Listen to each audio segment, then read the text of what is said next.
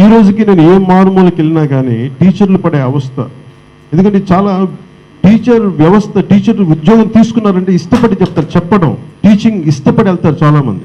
మరి దానికి కానీ మన సరైన పారితోషికం కానీ, దానికి కానీ కావాల్సిన క్వాలిటీ జీతం కానీ ఇవ్వలేకపోతే పిల్లలకి ఏ పాఠాలు చెప్తారు టీచర్స్? పిల్లలకి పాఠాలు చెప్పాలంటే వాళ్ళ ఇంట్లో సమస్యలు 100 ఉంటాయి.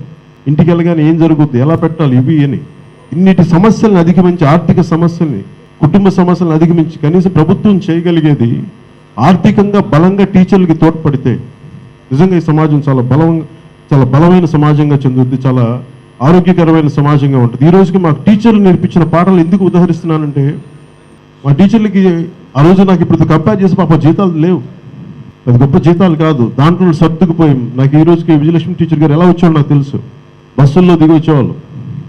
అలా ప్రతి ఒక్కళ్ళు, మాకు కమలాకర్ మాస్టర్ గారు, ఇవన్నీ చూస్తుంటే నాకు అనిపించేది ఇష్టంతో చేశారు. ఆ విలువ, ఒక్కసారి పెట్టిన విలువ ఇంతమందికి తీసుకురాగలిగింది, వారు పెట్టిన విలువ. అలాంటిది మా టీచర్లకి నేను జనసేన నుంచి నేను ఆశిస్తుంది, నేను చేయబోతుంది ముందు విద్యా వ్యవస్థ, ముఖ్యంగా విద్యని అసలు డబ్బులు తీసుకోలేని విద్య, అందరికీ సంపూర్ణ విద్య లభించాలి, క్వాలిటీ ఎడ్యుకేషన్ లభించాలి అంటే ఇది డబ్బులతో ముడిపెట్టకూడదు. అందుకని అది ఫ్రీ విద్య, ఎవరైనా సరే క్వాలిటీ ఎడ్యుకేషన్ ఇస్తుంటే దానికి ప్రభుత్వం అలాంటి విద్యా సంస్థలకు కానీ, అలాంటి టీచర్స్ కానీ అండగా నిలబడాలి. అలాగే టీచర్స్కి చాలా బలమైన ఆదాయం పెరగాలి. సో ఆ దిశగా నేను మేనిఫెస్టోలో కూడా ఆలోచిస్తూ ఉన్నాను.